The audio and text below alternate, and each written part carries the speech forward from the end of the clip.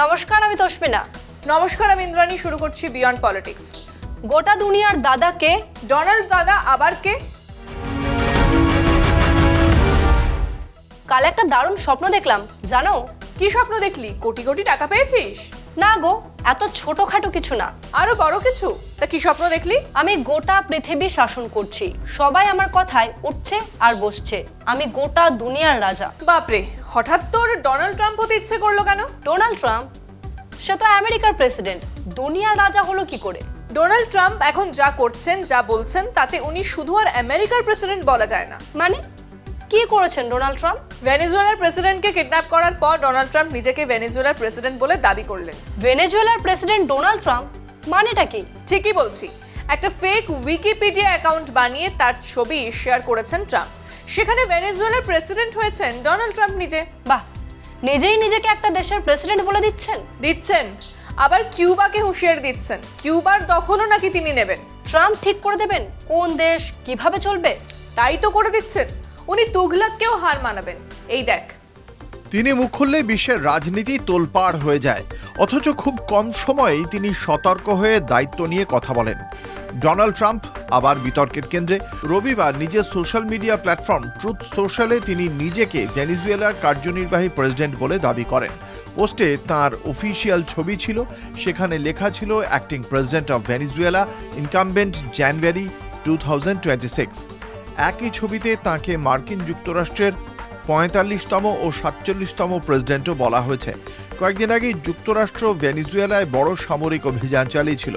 সেই অভিযানে ভেনেজুয়েলার প্রেসিডেন্ট নিকোলাস মাদুরো ও তাঁর স্ত্রী সিলিয়া ফ্লোরেসকে আটক করে নিউ ইয়র্কে নিয়ে যাওয়া হয়। তাদের বিরুদ্ধে নার্কো টেরোরিজম ষড়যন্ত্রের মামলা চলছে। মাদুরোকে সরানোর পর ভেনেজুয়েলার ভাইস প্রেসিডেন্ট ও তেলমন্ত্রী ডেলসি রড্রিগেজকে অন্তর্বর্তী প্রেসিডেন্ট হিসেবে চেয়ারে বসিয়েছে আমেরিকায়। তবে ট্রাম্প বলেন, সঠিক পরিবর্তন না হওয়া পর্যন্ত ভেনেজুয়েলার প্রশাসন তদারকি করবে আমেরিকায়। ট্রাম্প আরও দাবি করেন, অন্তর্বর্তী সরকার যুক্তরাষ্ট্রকে 3 থেকে 5 কোটি ব্যারেল উচ্চমানের তেল দেবে। এই তেল বাজার দরে বিক্রি হবে, টাকা থাকবে যুক্তরাষ্ট্রের নিয়ন্ত্রণে। একই সঙ্গে ট্রাম্প কিউবাকে হুমকি দেন। তিনি বলেন, কিউবাকে আর তেল বা টাকা দেওয়া হবে না। তার দাবি, কিউবা বহু বছর ভেনেজুয়েলার তেল ও টাকা পেয়েছে এবং মাদুরো সরকারকে নিরাপত্তা দিয়েছে। ভেনেজুয়েলা আগে কিউবাকে দিনে প্রায় 27,000 ব্যারেল তেল দিত। এতে কিউবার প্রায় 50% ঘাটতি মিটত। এই সরবরাহ বন্ধ হওয়ায় কিউবার অর্থনীতি বড় ধাক্কা খাচ্ছে। তবে ট্রাম্পের কার্যনির্বাহী প্রেসিডেন্ট হওয়ার দাবি উইকিপিডিয়া বা কোনো সরকারি নথিতে নেই। সেখানে শুধু মার্কিন অভিযান, মাদুরোর গ্রেপ্তার বা ডেলসি রড্রিগেজের অন্তর্বর্তী নেতৃত্বের কথাই লেখা আছে। আমেরিকার প্রেসিডেন্ট একদিন ভুয়ো ছবি ব্যবহার করে নিজেকে ভেনেজুয়েলার প্রেসিডেন্ট বলে দাবি করবেন। সপ্তদশ শতকের শেষে একথা কি দুঃস্বপ্নেও ভেবেছিলেন জর্জ ওয়াশিংটন, বেঞ্জামিন ফ্র্যাঙ্কলিনরা? ভারতের উপরে তো ট্রাম্প দাদাগিরি চালিয়ে যাচ্ছেন। তবে আমার কি মনে হয় জানিস? কি মনে হয় বলো তো? ট্রাম্প একটা আলাদাই দুনিয়ায় থাকেন। সেই দুনিয়ায় উনি রাজা, উনি বাদশাহ, উনি সুলতান, উনি প্রেসিডেন্ট। আবারও যুদ্ধবিরতির ক্রেডিট নিয়েছেন ট্রাম্প। একেবারেই তাই। আবারও ট্রাম্পের দাবি, ভারত পাক যুদ্ধ তিনিই থামিয়েছেন। হ্যাঁ, আর শুল্কও চাপিয়ে যাচ্ছেন পরপর। হ্যাঁ, প্রথমে 25, এবার একেবারে 500% শুল্ক চাপানোর কথা বলছেন ট্রাম্প। নরেন্দ্র মোদীকে অপমান করছেন। তাও করছেন। বলছেন মোদিজি নাকি হেলিকপ্টার কেনার জন্য ট্রাম্পকে স্যার বলে ডেকেছিলেন, দেখা করতে চেয়েছিলেন। ট্রাম্প যা বলে তার কতটা সত্যি? সত্যি মিথ্যে বোঝার উপায় নেই। মোদিজি মুখ খোলেন না, বিদেশ মন্ত্রকও ঢিলে ঢালা মন্তব্য করেই খালাস। এ তো ভারতের বিদেশ নীতির জন্য বড় ধাক্কা। ধাক্কা তো বটেই। নেহেরু স্বাধীন ভারতে যে বিদেশ নীতির হয়ে সওয়াল করেছিলেন, মোদির বিদেশ নীতি তার উল্টো। কেমন ভাবে মোদি আর নেহেরুর বিদেশ নীতি আলাদা? নেহেরু একটা শক্তিশালী বিদেশ নীতি করেছিলেন, আর তুই মোদিজির বিদেশ নীতির হিসেবটা এই খবরটা দেখলেই বুঝতে পারবি। নরেন্দ্র মোদী নাকি তাঁকে অনুরোধ করে বলেছিলেন, sir, may I see you? ট্রাম্পের এই দাবি তাঁর প্রভুত্ব আর মোদির দাসত্বের গল্প। ভারতের মর্যাদার ওপর সরাসরি আঘাত করে এই মন্তব্য। এর চেয়েও লজ্জাজনক হলো, মোদি একবারের জন্যও এই দাবি অস্বীকার করেননি। একজন প্রধানমন্ত্রী চুপ থাকলে সেটাই সত্য হয়ে দাঁড়ায়। নীরবতা মানেই সম্মতি। ভারত নিজেই নিজের অপমান মেনে নিয়েছে।